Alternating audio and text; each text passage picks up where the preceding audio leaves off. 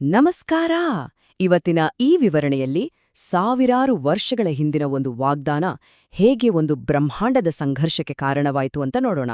ಇದು ಒಳ್ಳೆಯದು ಮತ್ತು ಕೆಟ್ಟದ್ದರ ನಡುವಿನ ಒಂದು ಮಹಾಕತೆ, ಮತ್ತು ಇದೆಲ್ಲದರ ಕೇಂದ್ರಬಿಂದು ಒಂದೇ ಒಂದು ಅಚಲವಾದ ವಾಗ್ದಾನ. ನೋಡಿ, ನಮ್ಮ ಮೂಲ ಗ್ರಂಥದ ಈ ಒಂದು ವಾಕ್ಯದಲ್ಲೇ ಇಡೀ ಕಥೆಯ ತಿರುಳು ಅಡಗಿದೆ. ಇದೇನೋ ಸುಮ್ನೆ ಒಂದು ಹೇಳಿಕೆ ಅಲ್ಲ, ಬದಲಿಗೆ ಇದು ಎರಡು ಮಹಾನ್ ಶಕ್ತಿಗಳ ನಡುವಿನ ಒಂದು ಬ್ರಹ್ಮಾಂಡದ ಚದುರಂಗದ ಆಟಕ್ಕೆ ವೇದಿಕೆ ಕಲ್ಪಿಸುತ್ತೆ. ಹಾಗಾದ್ರೆ ಇದೆಲ್ಲ ಶುರುವಾಗಿದ್ದು ಎಲ್ಲಿಂದ? ಈ ಮಹಾ ಸಂಘರ್ಷಕ್ಕೆ ಬೀಜ ಬಿತ್ತಿದ ಆ ಮೊದಲ ಶಕ್ತಿಯುತ ವಾಗ್ದಾನವಾದ್ರೂ ಯಾವುದು? ಅದನ್ನ ಮೊದಲು ಅರ್ಥ ಮಾಡ್ಕೊಳ್ಳೋಣ. ಎಲ್ಲವೂ ಶುರುವಾಗುವುದೇ ಒಂದು ಭರವಸೆಯಿಂದ. ಒಬ್ಬ ರಕ್ಷಕನು ಒಂದು ನಿರ್ದಿಷ್ಟ ವಂಶಾವಳಿಯ ಮೂಲಕ ಬರ್ತಾನೆ ಅನ್ನೋ ವಾಗ್ದಾನ. ಅಂದ್ರೆ ಈ ವಂಶಾವಳಿಯನ್ನೋದು ಕೇವಲ ಒಂದು ಕುಟುಂಬದ ಕಥೆಯಲ್ಲ, ಅದು ಇಡೀ ಮಾನವ ಕುಲದ ಭರವಸೆಯ ದಾರಿಯಾಗಿತ್ತು ಮತ್ತು ಅದನ್ನು ಸಂರಕ್ಷಿಸೋದು ಅತ್ಯಂತ ಮುಖ್ಯವಾಗಿತ್ತು. ಈ ವಾಗ್ದಾನ ಕೊಟ್ಟ ತಕ್ಷಣವೇ ಸಂಘರ್ಷ ಹುಟ್ಟಿಕೊಳ್ಳುತ್ತೆ.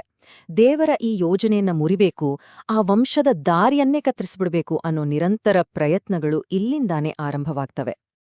ಇಲ್ಲಿ ನಿಜಕ್ಕೂ ಆಸಕ್ತಿಕರ ವಿಷಯ ಅಂದ್ರೆ ಈ ಸಂಘರ್ಷ ಇತಿಹಾಸದುದ್ದಕ್ಕೂ ಹೇಗೆ ನಡೆಯುತ್ತೆ ಅನ್ನೋದು. ಇದು ಯಾವುದೋ ಒಂದು ಯುದ್ಧದ ಹಾಗಲ್ಲ, ಬದಲಿಗೆ ನಡೆ ಮತ್ತು ಪ್ರತಿನಡೆಗಳ ಒಂದು ಸರಣಿ. ಪ್ರತಿಯೊಂದು ದಾಳಿಗೂ ಒಂದು ದೈವಿಕ ಉತ್ತರ ಇದ್ದೇ ಇತ್ತು. ಮೊದಲನೇ ದಾಳಿ ನೋಡಿ, ತುಂಬಾನೇ ನೇರ ಮತ್ತು ಕ್ರೂರವಾಗಿತ್ತು. ವಂಶದ ಮೊದಲ ಕುಡಿಯಾದ ಹೇಬಲನನ್ನೇ ಮುಗಿಸ್ಬಿಡೋ ಪ್ರಯತ್ನ ನಡೆಯುತ್ತೆ. ಆದ್ರೆ ದೇವ್ರು ತಕ್ಷಣವೇ ಸೇತನ ಮೂಲಕ ಆ ವಂಶಾವಳಿಯ ದಾರಿಯನ್ನ ಮುಂದುವರಿಸಿ ಆ ಭರವಸೆಯನ್ನ ಜೀವಂತವಾಗಿಟ್ರು. ನಂತರ ಇಡೀ ಮನುಕುಲವೇ ಭ್ರಷ್ಟಾಚಾರದಲ್ಲಿ ಮುಳುಗಿ ಹೋದಾಗ ಒಂದು ದೊಡ್ಡ ಪ್ರಳಯವೇ ಬರುತ್ತೆ. ಜಗತ್ತು ನಾಶವಾದ ಹಾಗೆ ಕಂಡ್ರೂ ನೋಹನ ಮೂಲಕ ಆ ಪವಿತ್ರ ವಂಶದ ದಾರಿಯನ್ನ ರಕ್ಷಿಸಲಾಯಿತು. ಮತ್ತೊಮ್ಮೆ ದಾರಿ ಸಂರಕ್ಷಿಸಲ್ಪಟ್ಟಿತ್ತು. ಈಗೊಂದು ಪ್ಯಾಟರ್ನ್ ಸ್ಪಷ್ಟವಾಗಿ ಕಾಣ್ತಾ ಇದೆ ಅಲ್ವಾ? ಯಾವಾಗೆಲ್ಲ ಆ ವಂಶವನ್ನ ದೈಹಿಕವಾಗಿ, ಸಾಂಸ್ಕೃತಿಕವಾಗಿ ನಾಶ ಮಾಡೋ ಪ್ರಯತ್ನ ನಡೆಯುತ್ತೋ ಆಗಲ್ಲೆಲ್ಲ ಅದಕ್ಕೆ ಉತ್ತರವಾಗಿ ಒಂದು ಅದ್ಭುತವಾದ ವಿಮೋಚನೆ ನಡೆಯುತ್ತಿತ್ತು. ಸರಿ, ವಂಶದ ಮೇಲಿನ ನೇರ ದಾಳಿಗಳು ಸತತವಾಗಿ ವಿಫಲವಾದಾಗ ಸಂಘರ್ಷದ ಸ್ವರೂಪವೇ ಬದಲಾಗುತ್ತೆ. ಯುದ್ಧಭೂಮಿ ಈಗ ಹೊರಗಿನ ಪ್ರಪಂಚದಿಂದ ಜನರ ಮನಸ್ಸು ಮತ್ತು ಅವರ ನಂಬಿಕೆಯ ಕಡೆಗೆ ಶಿಫ್ಟ್ ಆಗುತ್ತೆ. ಈಗಿನ ಹೋರಾಟ ಒಂದು ವಸ್ತುವಿನ ಬಗ್ಗೆ ಅಲ್ಲ, ಬದಲಿಗೆ ಅದರ ಅರ್ಥದ ಬಗ್ಗೆ. ಇಲ್ಲಿ ಧರ್ಮಶಾಸ್ತ್ರ ಅನ್ನೋದನ್ನ ಅರ್ಥ ಮಾಡ್ಕೊಳ್ಳೋದು ಮುಖ್ಯ. ಇದೊಂದು ನಿಯಮಗಳ ಪುಸ್ತಕವಾಗಿ ಕೊಡ್ಲಿಲ್ಲ, ಬದಲಿಗೆ ಇದೊಂದು ದಾರಿದೀಪ, ಅಂದ್ರೆ ವಾಗ್ದಾನ ಮಾಡಿದ ಆ ರಕ್ಷಕನ ಕಡೆಗೆ ಬೆರಳು ತೋರಿಸೋ ಒಂದು ನೆರಳಿನಂತಿತ್ತು. ಹಾಗಾಗಿ ಹೊಸ ತಂತ್ರ ಏನಾಗಿತ್ತು ಗೊತ್ತಾ? ದೇವರು ಕೊಟ್ಟ ಆ ದಾರಿದೀಪವನ್ನೇ ತಿರುಚ್ಬಿಡೋದು. ಧರ್ಮಶಾಸ್ತ್ರವನ್ನ ಪಾಪವನ್ನ ತೋರ್ಸೋ ಕನ್ನಡಿಯ ಬದಲು ಪಾಪವನ್ನ ಮುಚ್ಚಿಹಾಕೋ ಹೊದಿಕೆಯಾಗಿ ಬದಲಿಸಲಾಯಿತು. ತ್ಯಾಗ, ದೇವಾಲಯ ಇವುಗಳ ನಿಜವಾದ ಉದ್ದೇಶವನ್ನೇ ಜನ ಮರ್ತುಬಿಟ್ರು. ಕೊನೆಗೆ ಆಧ್ಯಾತ್ಮಿಕ ರಕ್ಷಣೆಗಾಗಿ ಕಾಯೋ ಬದಲು ಲೌಕಿಕ ಸಂಪತ್ತು, ಅಧಿಕಾರ ತರೋ ಮೆಸ್ಸಿಯಾನೆಗಾಗಿ ಕಾಯೋ ಹಾಗೆ ಮಾಡಲಾಯಿತು. ಅಕ್ಷರಕ್ಕೆ ಅಂಟುಕೊಂಡ್ರು, ಆದ್ರೆ ಅದರ ಆತ್ಮವನ್ನೇ ಕಳೆದುಕೊಂಡ್ರು. ಇದೆಲ್ಲವೂ ನಮ್ಮನ್ನ ಕಥೆಯ ಒಂದು ಮಹತ್ವದ ತಿರುವಿಗೆ ತಂದು ನಿಲ್ಲಿಸುತ್ತೆ. ಇಲ್ಲಿ ದುಷ್ಟಶಕ್ತಿಗೆ ಒಂದು ದೊಡ್ಡ ಗೆಲುವು ಸಿಕ್ಕ ಹಾಗೆ ಕಾಣುತ್ತೆ, ಆದ್ರೆ ವಾಸ್ತವದಲ್ಲಿ ಅದು ಅದರ ಹೀನಾಯ ಸೋಲಾಗಿ ಪರಿವರ್ತನೆಯಾಗುತ್ತೆ.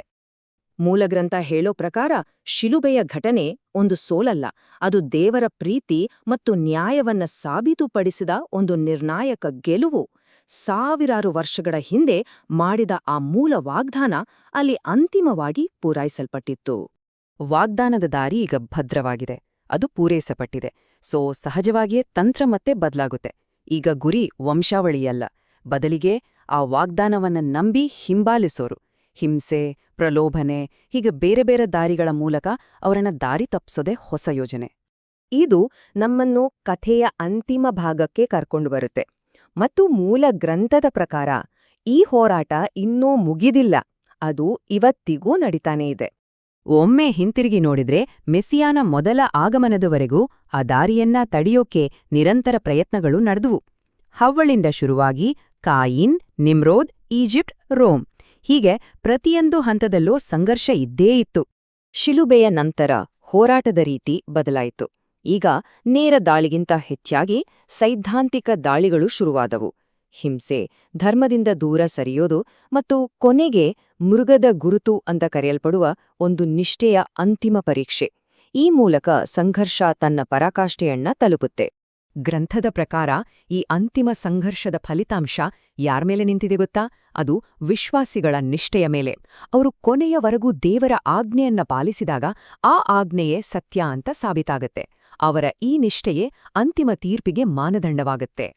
ಹಾಗಾದ್ರೆ ಈ ಅಂತಿಮ ಕಠಿಣವಾದ ವಂಚನೆಯನ್ನ ಎದುರಿಸುವುದು ಹೇಗೆ? ಅದಕ್ಕೆ ಬೇಕಾದ ಮಾರ್ಗದರ್ಶನ ಎಲ್ಲಿದೆ? ಮೂಲಗ್ರಂಥ ಹೇಳುತ್ತೆ ಅದು ಚಿಕ್ಕ ಪುಸ್ತಕ ಅಂತ ಕರೆಯಲ್ಪಡುವ ಪ್ರಕಟಣೆ ಪುಸ್ತಕದಲ್ಲಿ ದಾಖಲಾಗಿದೆ ಅಂತ. ಹೀಗೆ ಈ ಇಡೀ ಕಥೆಯ ಕೊನೆಯಲ್ಲಿ ಪ್ರಕಟಣೆ ಪುಸ್ತಕ ಕೇವಲ ಒಂದು ಭವಿಷ್ಯವಾಣಿಯ ಪುಸ್ತಕವಾಗಿ ಉಳಿಯಲ್ಲ, ಬದಲಿಗೆ ಅದು ದೇವರ ಮೂಲ ಯೋಜನೆಯನ್ನ ಪೂರ್ಣಗೊಳಿಸೋಕೆ ಬೇಕಾದ ಅಂತಿಮ ಕೀಲಿಯಾಗಿ ನಮ್ಮ ಮುಂದೆ ನಿಲ್ಲುತ್ತೆ. ಹಾಗಾದ್ರೆ ಸೃಷ್ಟಿಯನ್ನ ಪೂರ್ಣಗೊಳಿಸೋ ಆ ಅಂತಿಮ ಕೀಲಿ ಯಾವುದು? ಈ ವಿವರಣೆಯನ್ನ ನೋಡಿದಕ್ಕಾಗಿ ಧನ್ಯವಾದಗಳು.